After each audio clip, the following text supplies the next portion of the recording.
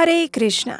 इस विशेष कार्तिक मास में तुलसी सेवा करते हुए श्रीमती तुलसी देवी के इन 16 नामों का जप करने के लिए बताया गया है। और ये नाम है तुलसी, श्री, महालक्ष्मी, विद्या, अविद्या, यशस्विनी, धर्मया, धर्मानना, वृंदा, देवी देव मनः प्रिया, लक्ष्मी प्रिय सखी, देवी, द्यौ, भूमि, अचला, चला।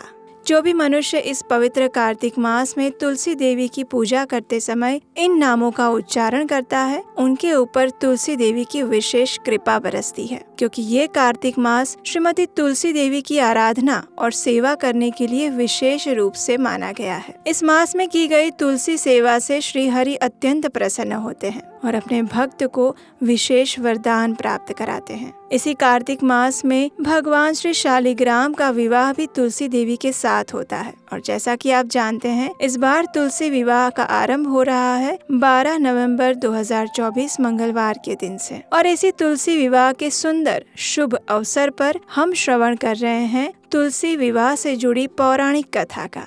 तो आइए हमारी इसी तुलसी विवाह कथा श्रृंखला को आगे बढ़ाते हुए आज की कथा का श्रवण करते हैं।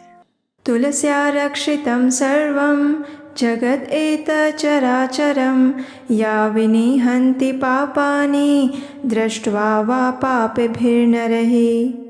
तुलसी देवी संपूर्ण सचराचर जगत में सभी की रक्षा करती है और जो भी पापी मनुष्य एक बार भी उसका दर्शन कर ले, उसके समस्त पाप नष्ट हो जाते हैं। ऐसे ही परम पावनी और भगवान श्री कृष्ण की शुद्ध भक्ति प्रदान करने वाली तुलसी महारानी के जीवन और दिव्य कार्यकलापों की कथा हम सुन रहे हैं। तुलसी विवाह के उपलक्ष्य में चल रही हमारी विशेष कथा सप्ताह में पिछले अध्याय में हमने सुना कि शंखचूड़ के आधिपत्य से मुक्ति प्राप्त करने के लिए सभी देवता ब्रह्मा जी और भगवान शिव के साथ वैकुंठ जाते हैं भगवान नारायण की शरण में। उनकी प्रार्थना को सुनकर श्री हरि उन्हें आश्वस्त करते हैं कि शंखचूड़ का अंत अवश्य होगा और फिर वे शिव जी को अपना त्रिशूल देते हैं। भगवान नारायण की आज्ञा पाकर शिव जी पृथ्वी लोक में आते हैं। अपने दूत पुष्प दंत द्वारा शंखचूड़ को संदेश भिजवाते हैं और अब वे अपनी महाभयंकर विशाल सेना के साथ शंखचूड़ की प्रतीक्षा कर रहे हैं। लेकिन शंखचूड़ उस समय क्या कर रहा था? दूत के चले जाने के बाद शंखचूड़ वापस अपने अंतःपुर में आ जाता है। आते ही वह अपनी प्रिय पत्नी को इस युद्ध संबंधी सारी बातें कहता है।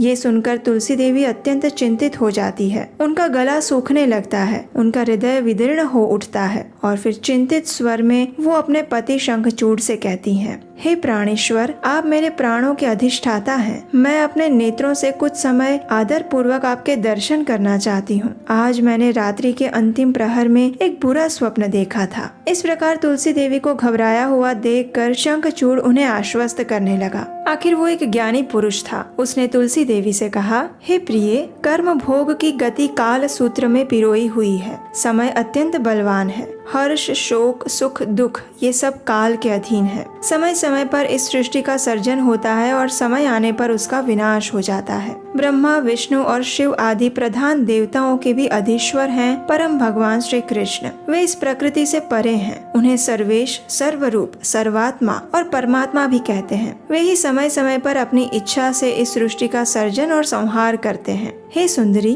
तुम उन्हीं परम भगवान श्री राधा वल्लभ की उपासना करो, जो भगवान मृत्यु के भी मृत्यु हैं, जो काल के भी काल हैं, जो ब्रह्मा के स्वामी और यमराज के शासक हैं, जो इस जगत के सर्जक, पालक और संहारक हैं। उन परम भगवान की तुम शरण ग्रहण करो। यहाँ कोई भी किसी का बंधु नहीं है। जो सबके बंधु हैं वे केवल श्री कृष्ण हैं। उन्हीं की तुम उपासना करो। ब्रह्मा जी ने हम दोनों को इस भौतिक संबंध की रस्सी में बांध दिया था और अब हमारा अलग होना ये भी नियति है। अब तुम्हें निश्चय ही भगवान नारायण अपने पति रूप में प्राप्त होंगे। तुम ब्रह्मा जी के वरदान को प्राप्त कर चुकी हो। भगवान गोविंद तुम्हें गोलोक धाम में अवश्य प्राप्त होंगे, इसलिए तुम्हारे शोक करने का कोई कारण नहीं है। मुझे अपनी तपस्या और वरदान से तुम पत्नी रूप में प्राप्त हुई, ये मेरा सौभाग्य था। लेकिन अब मैं भी इस दानवी शरीर का त्याग करना चाहता हूँ और वहीं दिव्य लोक में जाना चाहता हूँ। हम दोनों फिर एक बार उसी गोलोक धाम में पुनः मिलेंगे। तुम मुझे वहाँ मिलोगी और मैं तुम्हें वहाँ देख पाऊंगा। इसलिए हे प्रिय, शोक मत करो। मेरा गोलोक वापस जाना निश्चित है, इसलिए तुम भी शीघ्र ही अपने इस शरीर का त्याग करके उस दिव्य भगवान को अपने पति रूप में प्राप्त करोगी। इसमें कोई संशय नहीं। इस प्रकार शंखचूड़ ने तुलसी देवी को प्रेम पूर्ण वचनों से आश्वस्त किया। तब तक संध्या हो चुकी थी। शंखचूड़ ने पुनः तुलसी को एक ऐसा दिव्य ज्ञान प्रदान किया जो कि उसे स्वयं भगवान श्री कृष्ण से भांडिर वन में प्राप्त हुआ था। ऐसे श्रेष्ठ ज्ञान को प्राप्त करके तुलसी देवी का मन भी शांत हो गया और फिर दोनों प्रसन्न चित्त होकर निद्राधीन हो गए। अब देखिए, शंखचूड़ दानव होने के बाद भी श्री कृष्ण का परम भक्त था। वो जीवन के सत्य को जानता था, इसलिए उन्हीं परमेश्वर का स्मरण करते हुए वो प्रातः काल में उठ गया। उसने स्वच्छ जल से स्नान किया और प्रातःकालीन पूजा इत्यादि संपन्न किए। उसके बाद शंखचूड़ ने ब्राह्मणों और गुरुजनों को विशाल हृदय के साथ दान दिया, जिसमें अनेक नगर, अनेक गांव और असंख्य संपत्ति थी। फिर उसने अपने पुत्र को बुलाया, उसे संपूर्ण दानव कुल का राजा बनाया और अपनी प्रिय पत्नी तुलसी तथा संपूर्ण राज्य और ऐश्वर्य उसी को सौंपकर उसने अपना कवच पहन लिया। हाथ में धनुष बाण लिए अपने सैनिकों को एकत्रित किया और निकल पड़ा चंद्रभागा नदी की ओर, जहाँ भगवान शिव और उनके गण उसकी प्रतीक्षा कर रहे थे। उसकी सेना में 3 लाख उत्तम घोड़े और 5 लाख श्रेष्ठ हाथी थे। 10,000 रथ और 3-3 करोड़ धनुर्धारी, ढाल तलवारधारी और त्रिशूलधारी बहादुर सैनिक थे। शंखचूड़ ने भगवान श्री कृष्ण का स्मरण किया और फिर अपने रत्नों से सजे हुए दिव्य विमान में बैठकर अपनी सेना सहित निकल पड़ा भगवान शिव की सेवा करने के लिए। चंद्रभागा नदी के तट पर सिद्ध क्षेत्र है, जहाँ एक सुंदर अक्षय वट है। इस स्थान को कपिल मुनि की तपोभूमि कहते हैं। ये पश्चिमी समुद्र से पूर्व और मलय पर्वत से पश्चिम की ओर है। श्रीशैल पर्वत से उत्तर की दिशा में और गंधमादन से दक्षिण दिशा में स्थित इस क्षेत्र की चौड़ाई 5 योजन है और लंबाई 500 योजन। उसी स्थान पर पुष्पभद्रा नदी बहती है। वो नदी गोमंत पर्वत को अपनी बाईं ओर रखती हुई पश्चिमी समुद्र की दिशा में बहती है। उस स्थान पर जाकर शंखचूड़ ने माता गौरी के पति और अत्यंत सुंदर भगवान शिव के शांत स्वरूप का दर्शन किया। उस समय भगवान शिव की बाईं ओर भद्रकाली विराजमान थी और उनके सामने थे कार्तिकेय। शंखचूड़ ने उन सभी को प्रणाम किया और उन तीनों ने उसे आशीर्वाद दिया। तत्पश्चात शंखचूड़ भगवान शिव के समीप बैठ गया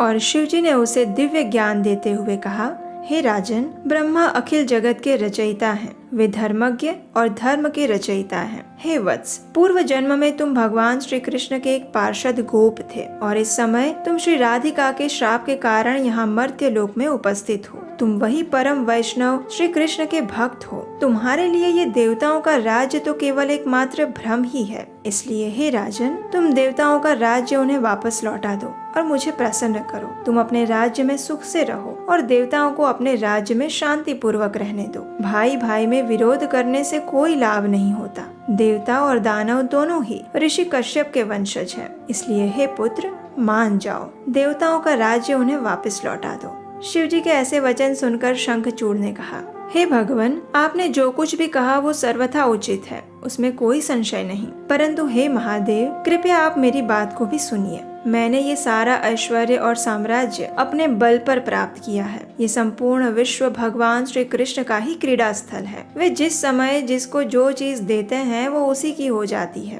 काल के क्रम अनुसार देवता और दानवों को एक के बाद एक बारी बारी से जय और पराजय का सामना करना पड़ता है। हम दोनों के इस विवाद में आपका बीच में आना उचित नहीं है, क्योंकि आप हम दोनों के साथ समान व्यवहार और बंधुता प्रदर्शित करते हैं। शंखचूड़ के ये वचन सुनकर भगवान शिव हंसने लगे। उन्होंने कहा, हे राजन, सभी देवता भगवान श्री हरि की शरण में गए थे और उन्होंने ही मुझे तुम्हारे पास यहाँ भेजा है। अतः देवताओं का राज्य तुम उन्हें लौटा दो, बस मेरी यही इच्छा है। अन्यथा मेरे साथ प्रसन्नता पूर्वक युद्ध कर लो। अब तुम्हें जो उचित लगे वैसे करो। शिवजी की बात सुनकर शंखचूड़ भी अपने मंत्रियों के साथ उठ गया। उसने भगवान शंकर और वहाँ उपस्थित सभी महान देवी देवताओं तथा लोगों को अपना सिर झुकाकर प्रणाम किया और फिर शुरू हुआ एक महाप्रचंड और भयंकर देवासुर संग्राम। इस संग्राम में क्या क्या हुआ ये हम जानेंगे तुलसी विवाह की इस विशेष कथा श्रृंखला में आने वाले अध्याय में। तब तक के लिए अगर आपको ये कथा अच्छी लगी है तो इसे लाइक कीजिए और सभी को शेयर कर दीजिए। अगर अभी तक आपने इस चैनल को सब्सक्राइब नहीं किया तो ज्यादा सोचिए मत, जल्दी से नीचे सब्सक्राइब बटन पर क्लिक करिए ताकि आने वाले अध्याय की कथा भी आपको मिल जाए। तो चलिए इस पवित्र कार्तिक मास में श्रीमती तुलसी देवी के महात्म्य का अधिक से अधिक श्रवण और कीर्तन करके उनकी सेवा करते हैं और उनसे भगवान श्री कृष्ण की भक्तिमय सेवा की याचना करते हैं। हरे कृष्णा।